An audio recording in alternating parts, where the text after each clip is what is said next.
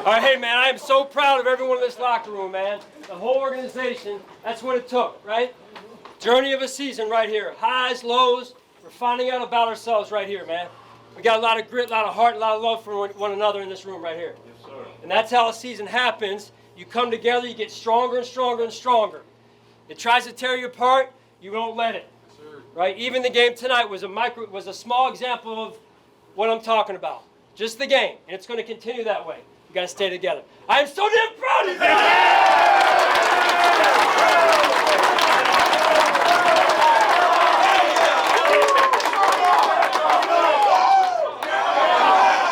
Hey, y'all boys. Well, 3, 1, 2,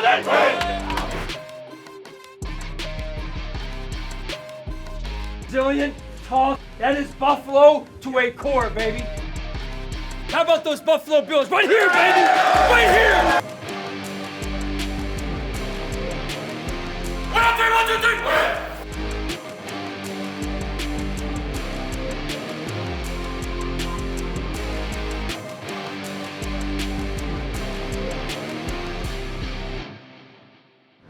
Hey, everybody, and welcome into Week 10 of the Sean McDermott Show. We're presented by Kaleida Health. Thanks for joining us. Sean, thanks for giving us a couple of minutes.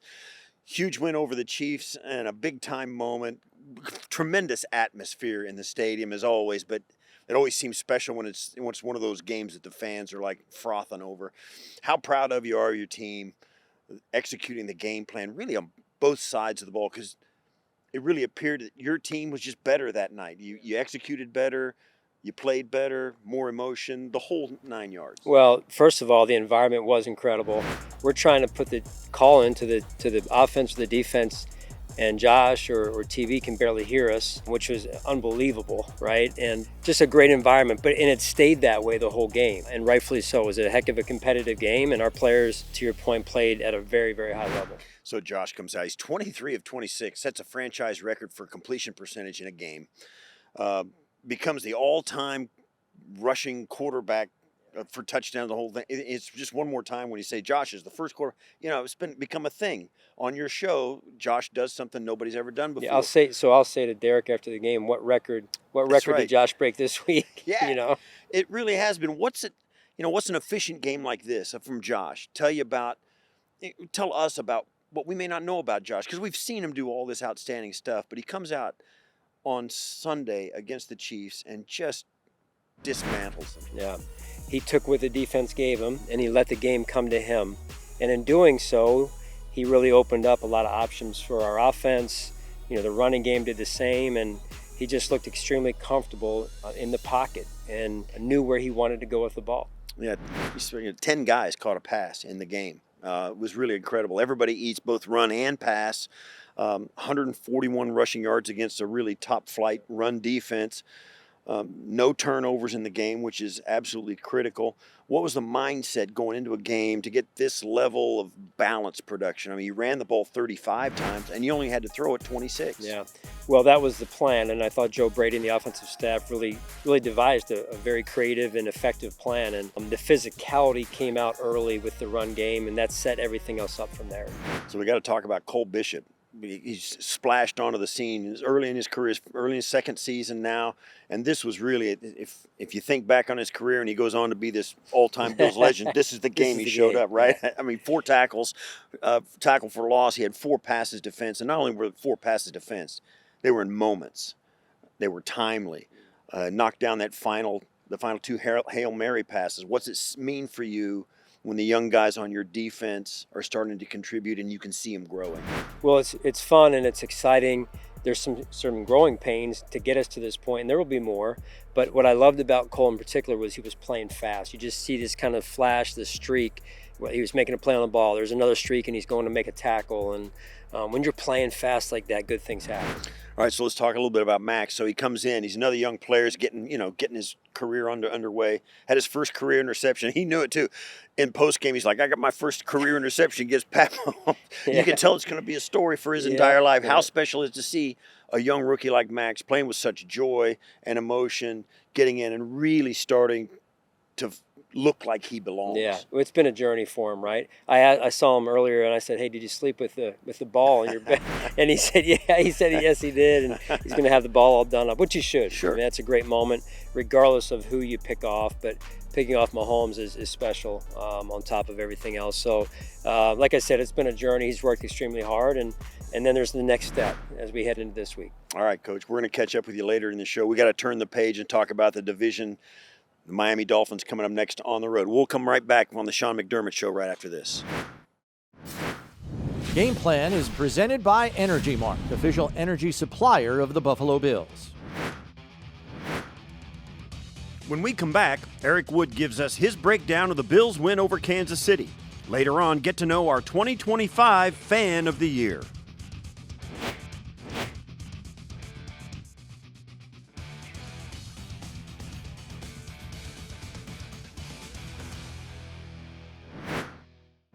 Welcome back to the Sean McDermott Show. It's time now to chop some wood with our good friend Eric Wood.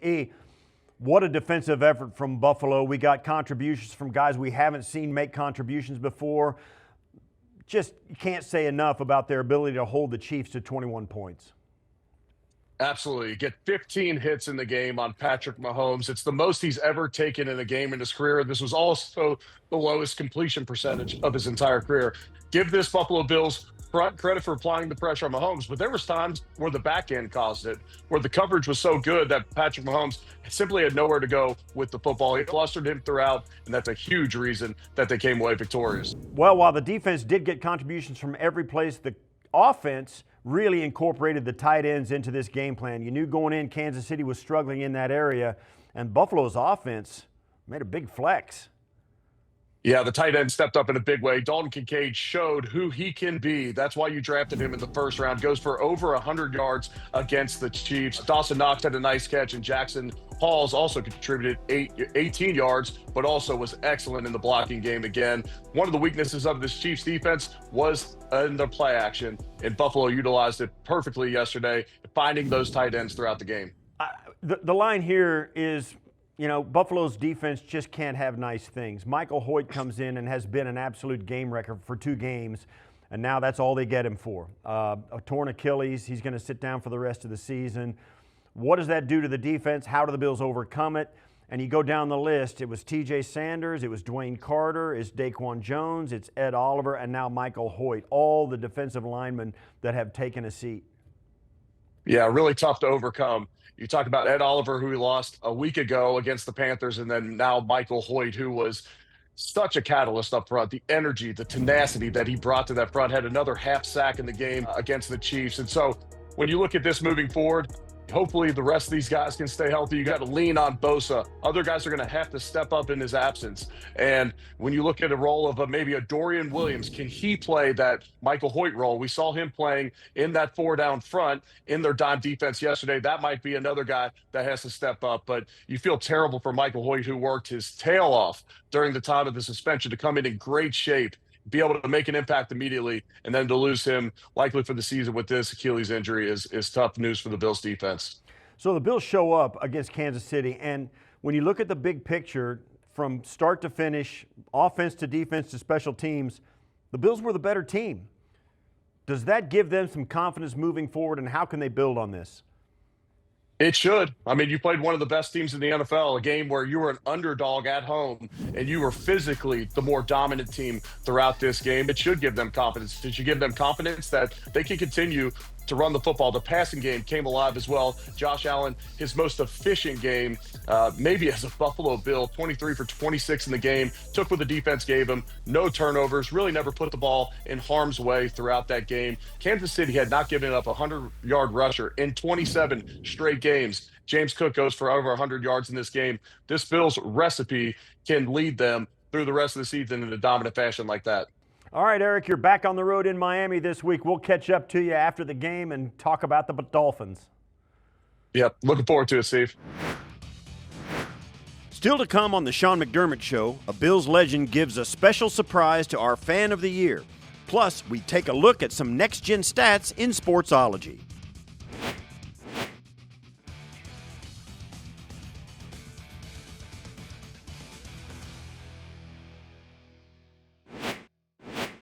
Hey, this is Thurman Thomas, and we're here today at Stitch, Buffalo. And we're going to surprise my friend, Therese, with being the Fan of the Year 2025 for the Buffalo Bills. She thinks it's going to be her friend's birthday, but it's really Fan of the Year.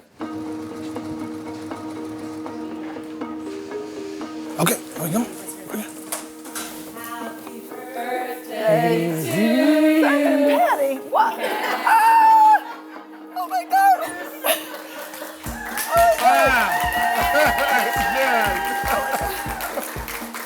Well, this is not a birthday party, okay? This is for Fan of the Year 2025 for the Buffalo Bills. Congratulations, mate. They got me. You all got me. I thought I was coming for a 70th birthday party for my wonderful friend Kong, and then out comes the cake and the tickets and the jersey and Thurman and Patty, and here I am, really honored to represent our team and our community. This is your birthday. No. Buffalo Bills Fan of the Year 2025. No one deserves it more than her. She really puts the Buffalo Bills in Buffalo. You guys made that hat. It was you. Holy cow. Having the Water Buffalo hat become a symbol of Bills Mafia and the community has been so rewarding. And it's just really a fun thing to see it take off like wildfire here. The Water Buffalo Club is primarily a group of us that love to wear the hats, of course, the signature hat. And I started it about 4 years ago. Thousands of hats later, we have bonded as friends, we have bonded as a community. It's been a win-win for everybody. Fan of the Year 2025. This is amazing, but it's not me, it's everybody here too, because Stitch Buffalo is in my heart. And these hats, which will make everybody laugh, has been such a joy to make and to bring this to the community. We're going to the Super Bowl!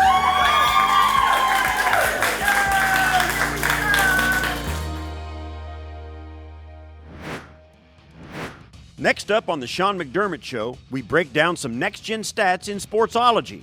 Plus, hear Coach's final thoughts on facing the Dolphins in Miami on Sunday. Sportsology is presented by ECMC. ECMC, official healthcare provider of the Buffalo Bills. Against Kansas City, the Bills orchestrated their most complete game yet. Buffalo's run game set the tone, allowing the passing game to come to life, resulting in 404 total yards of offense. Buffalo's defense played with attitude. The rush and coverage were in lockstep. 5 passes defensed, 15 quarterback hits against Chiefs quarterback Patrick Mahomes. Here's a look at how it went down. Quarterback Josh Allen was wheeling and dealing, setting a franchise record for completion percentage with a minimum of 15 passing attempts at 88.5%. According to Next Gen Stats, Allen completed 20 of 21 passes from a clean pocket, which resulted in 243 yards and a touchdown.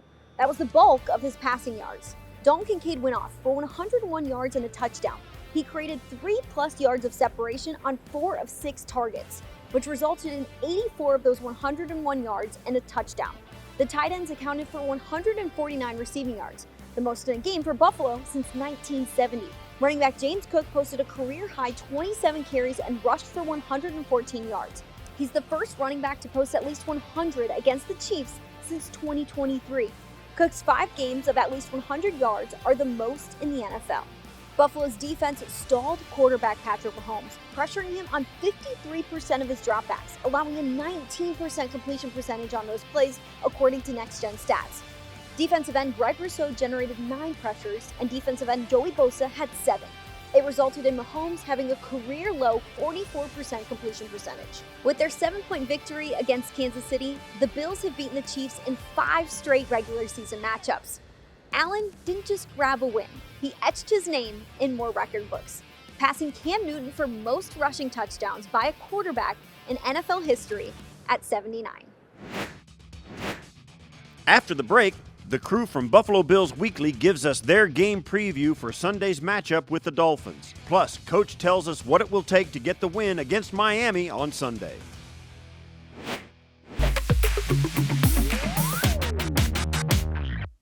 We're at the halfway point of the season as Week 10 approaches. The Bills have a game in Miami against the Dolphins. Miami has had a tough first half to the season, going 2-7. They parted ways with longtime general manager Chris Greer after losing to the Ravens by 22 points. The Dolphins made one move at the trade deadline, trading away defensive end Jalen Phillips to Philadelphia for a third-round pick in the 2026 NFL Draft. This is a Dolphins team that is going to be running for the bus. So if you can jump on this team early, and look, I know it's a long way to get to Week 18, but this is a death march. I mean, this team is going nowhere fast, and with the trade, the firing of the GM, I think it's dragged down the morale of the players even more. So the key for Buffalo here is to jump on this team early. You know, you get out to it 7, 10, 14-0 lead, even 14-3. These guys are going to pack it in fast. When you look at the way that Miami's played in 9 games through the season, it's been inconsistent. Offensively and defensively, they're not working together. Effort has been an issue. They're allowing the highest completion percentage at 74% and have the most turnovers in the NFL at 15. That says that people aren't communicating right and things are continuously going wrong. 2 bright spots for Miami are 2 playmakers in wide receiver Jalen Waddle and running back Devon Achane. They offer explosion and they're speedy. In terms of taking those 2 down, what coverages are favorable to stopping that speed? Yeah, I don't know that it's necessarily coverage. I think the plan that has worked very well for the Bills over the years is just take away the first read for Tua. We know that he likes to get that ball out quick to his first option. You know, he's not a great scrambler. He's not good at improvising. Take away the first read, and you're halfway there. Now, that goes without saying, but I don't think you can ignore Devon Achane. To be successful in that element with Tua, you've got to make them one-dimensional. That means focusing on Achane first, neutralizing him, and then that pass coverage plan can take effect. Buffalo's passing offense found success against Kansas City's 3rd-ranked pass defense, going off for 273 passing yards. Against Miami, they're top 10 against the pass, although they're allowing a 114 passer rating to quarterback. So it's a little bit lopsided there. Buffalo went off with their tight ends against Kansas City, 149 receiving yards. They should be able to do the same against Miami because Miami's allowed 36 points to tight ends. Right, and they have an older and slower secondary than that of Kansas City, and we've seen the Bills victimize the Dolphins defense at the second level, right behind those linebackers. Play action will be important again here. Suck the linebackers up, exploit the space behind them with Khalil Shakir, Dalton Kincaid. Both of them had big games against them in the first meeting this season back in Week 3. Both of them had touchdown receptions in that game as well. I think they can exploit that again. If you can get Joshua Palmer back in the lineup from injury too, that would go a long way to really stretching Miami's defense. We saw what happened when Dalton Kincaid was on the field. You add Joshua Palmer into the mix, and the Bills' offense just gets harder to defend. For more from Brownie and Maddy, including insights from players and coaches, check your local listings for Buffalo Bills Weekly, also available on Buffalo Bills YouTube. All right, Coach, back on the road. You're going down to Miami. You won the Week 3 matchup with these guys by 10, 31-21. And they've been struggling this year. They've struggled offensively and defensively. They seem to be in a little bit of turmoil down there, but nevertheless, you still got to win games. What changes in your preparation for the second game of the year versus this time around with the Dolphins? Certainly, they've got some changes they're dealing with, and you've got to deal with as well. Right. No, that first game was a close game, just like every game is in the NFL. So you never know. It's a week-to-week league, as we talk about, and what's important for us is we focus on us. We get ourselves right where we need to be through a great week of preparation. And that's really the consistency part that I'm looking for, led by our leadership group. Going down there is not going to be easy. We've got to focus on us and our level of play. Now let's talk about Devon Achane. Utilized heavily in the passing game. He's got 43 receptions on the year. He's got 4 touchdown receiving. He's averaging 5 yards a carry, 91 scrimmage yards in the last time you played him. What other running backs would you compare him to that you faced over the years? Certainly they lean on him now a little bit more than maybe they have in the past, and he's been able to stand up under that burden. You know, he really has. And you look at the different running backs we've been around, guys that you really don't want in space. Last couple of weeks in Atlanta, you know, those guys you don't want in space. And so he's a really good player, explosive in his own way, and they give him a lot of screens as well. And so he's productive in both the run and pass game. Coach, thanks for spending some time with us. Good luck this week against Miami. We'll talk to you next week for the game against the Buccaneers. And for you at home, thanks for joining us on the Sean McDermott Show. We'll catch up with you next time. We're presented by Kaleida Health. And as always, go Bills. Final Thoughts is presented by Toyota. Toyota is the official car and truck of the Buffalo Bills. The Sean McDermott Show is presented by Kaleida Health, the official healthcare system of the Buffalo Bills. By Connors and Ferris, your workers' comp attorneys. Call 684-COMP today. And by Toyota. Toyota is the official car and truck of the Buffalo Bills.